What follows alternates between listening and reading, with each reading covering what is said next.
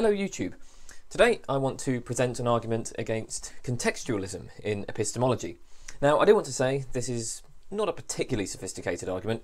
It's something I came up with back when I was doing an epistemology course as an undergrad, and I haven't really developed the argument at all since that time. But, you know, some of you might appreciate it, so I'm just going to present it here well, see what you think. Now, contextualism has a number of applications, but one of the most notable is that it occurs in the context of the argument about radical skepticism. So, I mean, this is the kind of contextualism that is the focus of the argument in this video. Contextualism within the debate about radical skepticism. First of all, then, let's begin by stating the standard skeptical argument. So here's one that I assume you'll all be familiar with.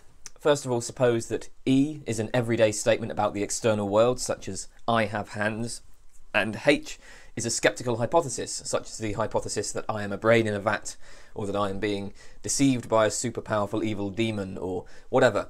The skeptic then argues, first, I know that E only if I know that not H.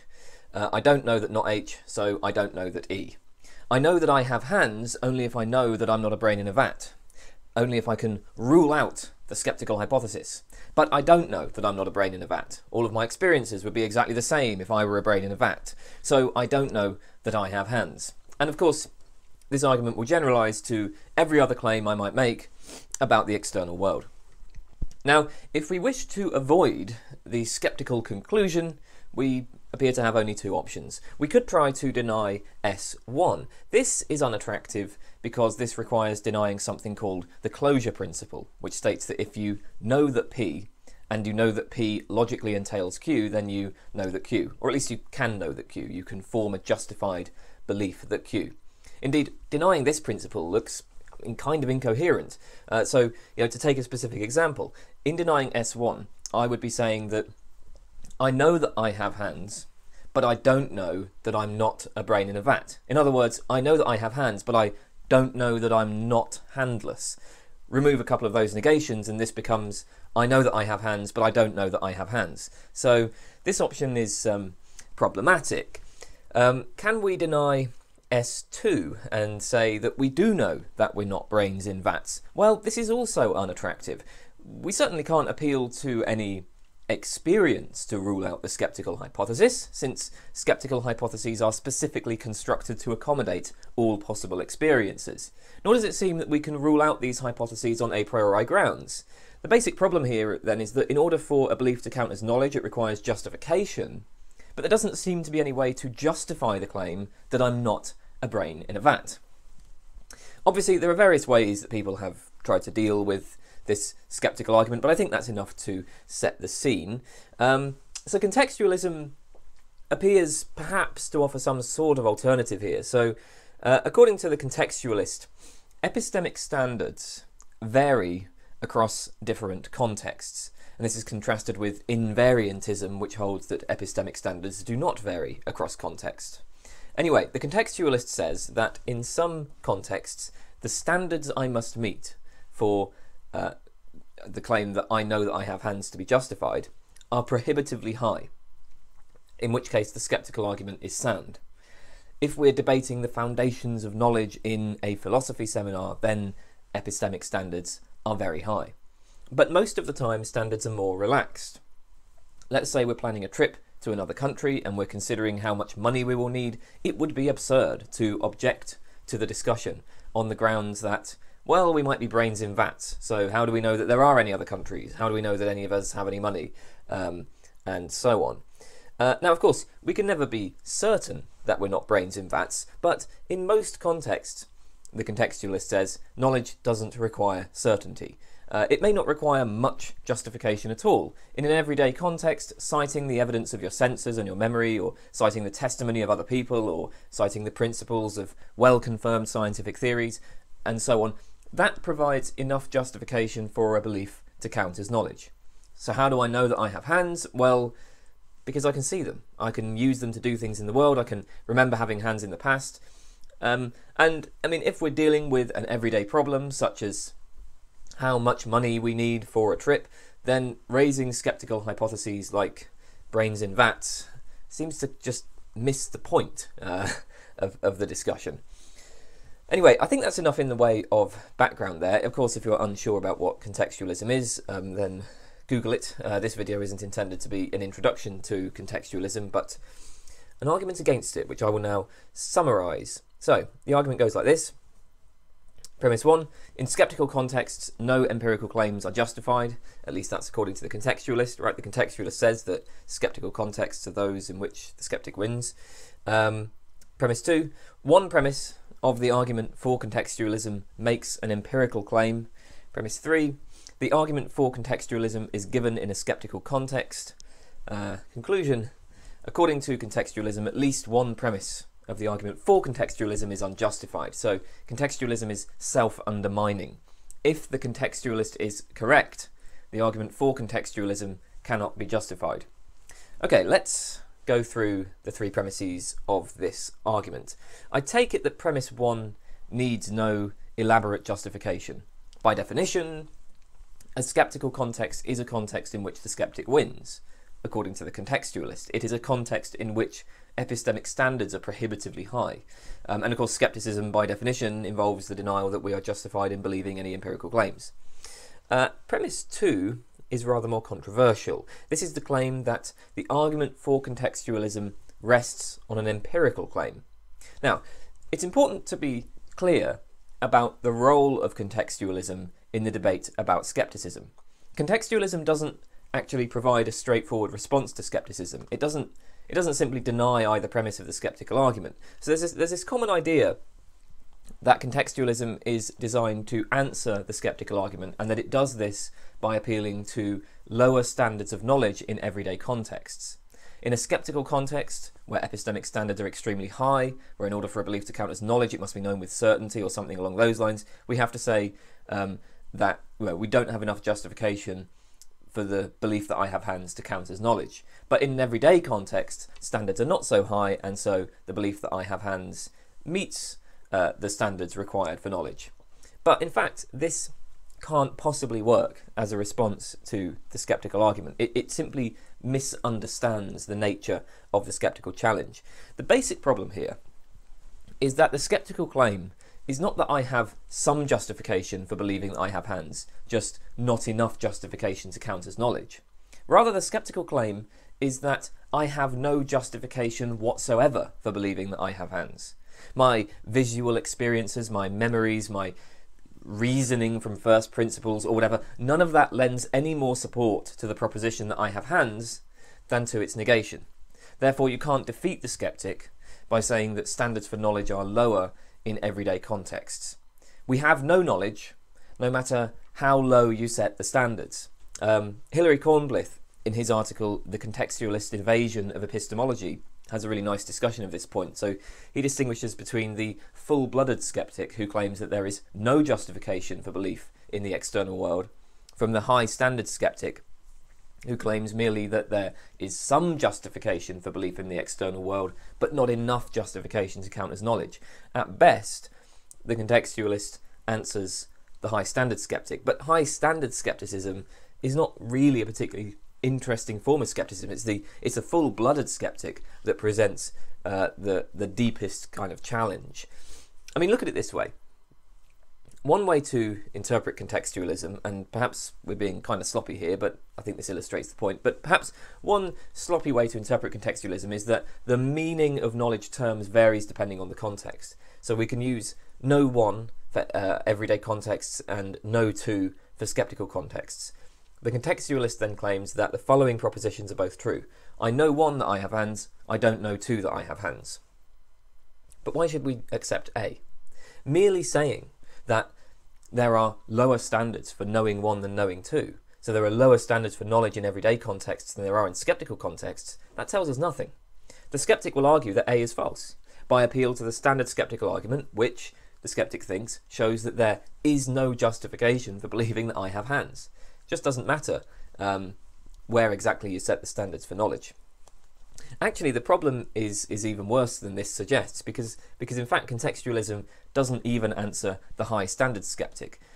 This is because the fact that there are contexts where the standards of knowledge are lower, and even if we then accept that some of our beliefs about the external world do have some justification, this doesn't entail that any of those beliefs actually meet the lower standards for knowledge, right? So even if we say that beliefs about the external world have some justification and that in everyday contexts standards of knowledge are lower, doesn't show that those beliefs have enough justification to meet those lower standards. So in order to respond to the skeptic, either full-blooded or high standards, the contextualist needs to explain how we can acquire knowledge in ordinary low standards conditions. And the only way to do this is to appeal to resources that are independent of the contextualist invariantist debate, resources that are available to the invariantist as well. For example, the contextualist might adopt a relevant alternatives view of the sort defended by philosophers like Keith DeRose, which holds that in order for a true belief to be knowledge, all the relevant alternatives to that belief must be ruled out. The skeptic is then answered by the claim that skeptical hypotheses are not relevant alternatives, so I need not rule out I am a brain in a vat to know I have hands. The contextualist simply adds that which alternatives count as relevant varies across contexts. In skeptical contexts, skeptical hypotheses are relevant. In everyday contexts, they are not. Maybe that's a plausible idea, but the point here is that the response to skepticism comes not from contextualism, but from resources that are independent of the contextualist invariantist debate.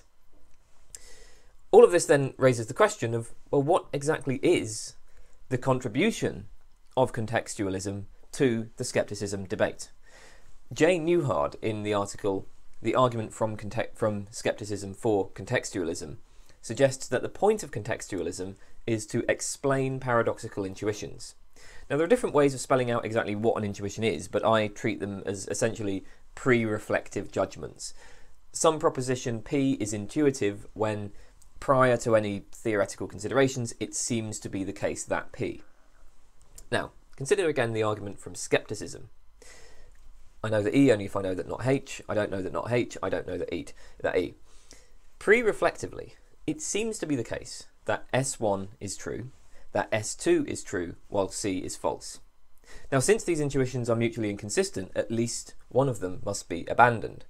And arguably, a basic requirement for an adequate response to this paradox is that it tells us why we have misleading intuitions here. For example, if S2 is false, if we do know that we're not brains in vats, why do most of us have the strong intuition that S2 is true? I mean, most philosophers treat intuition as generally reliable. Indeed, intuitions are widely used as the data upon which philosophical theories are built, so it is prima facie puzzling when our intuitions lead us astray. Contextualism explains the appeal of S2 in a way that the invariantist cannot. S2 is intuitive because it really is true, but only in very specific contexts. Indeed, the kind of contexts where we are considering skeptical arguments are just those contexts where S2 is true. So, of course, it seems intuitive when we're doing epistemology. It's not true in everyday contexts. And, imagine in everyday contexts, like, deciding how much money you need for a trip, somebody saying, but we don't know that we're not brains in vats. I mean, that would just be bizarre. In an everyday context, actually, the intuitive appeal of S2 is much less obvious. So anyway, the argument for contextualism in the context of skepticism is an inference to the best explanation, where the data to be explained is our partially mistaken intuitions about the propositions comprising the skeptical argument. The power of contextualism is that it can reconcile competing intuitions. Now, the crucial point here is that such appeals to intuition are worthwhile only where the intuitions in question are taken to be widely shared, at least among people who possess the relevant concepts. Suppose that only a few people had the intuition that S2 is true. Then it would be easy to reject the skeptical argument. We would simply reject S2, and we could explain the fact that a few people accept S2 by appealing to personal idiosyncrasies. There would be no need to introduce a general epistemological theory. So if the contextualists' attempt to explain our intuitions is to have any force as an argument, these intuitions need to be widely shared, and it follows that the contextualist must appeal to empirical claims about patterns of intuitions. Do most people, or perhaps just most philosophers, share the intuitions that S1 is true, S2 is true, and C is false? Well, that's an empirical question. So this establishes the second premise of my argument. Finally, premise 3.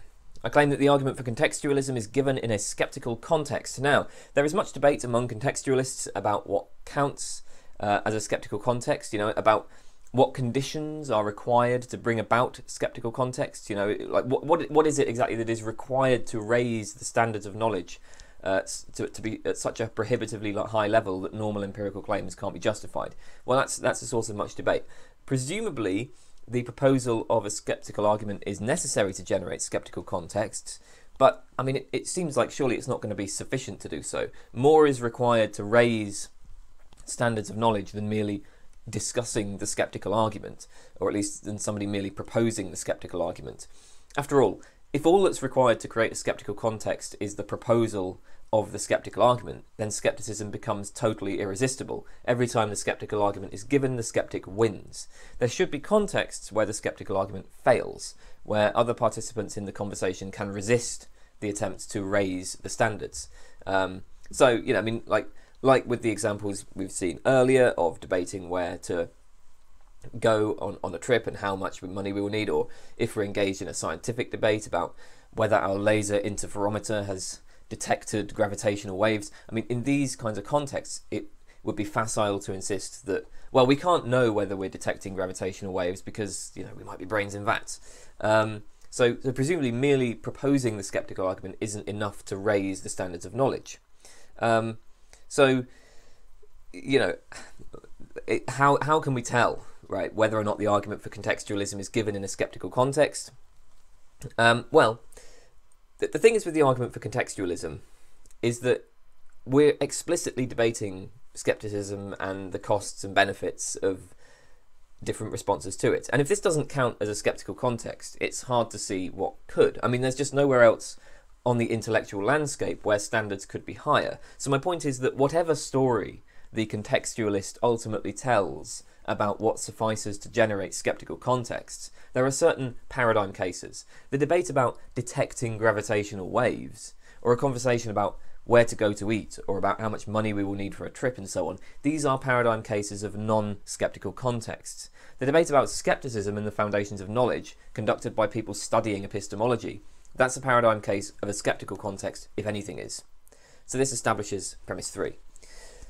Okay then, so premise 1, 2 and 3 entail that at least one premise of the argument for contextualism is unjustified. The argument for contextualism rests on an empirical claim, and this argument is proposed in a skeptical context. But the skeptic wins in skeptical contexts, and the skeptic rejects any empirical claims. According to the skeptic, no claims about other people's intuitions are justified. Indeed, there's no reason to believe that other people exist at all. So contextualism is self-undermining. If the contextualist is correct, there is no way that the argument for contextualism can be made. The evidence upon which the argument depends evaporates in the context in which the argument is given. So there you go. A brief argument against epistemic contextualism, or at least a brief argument against epistemic contextualism's ability to contribute to the debates concerning skepticism. That's all. Goodbye.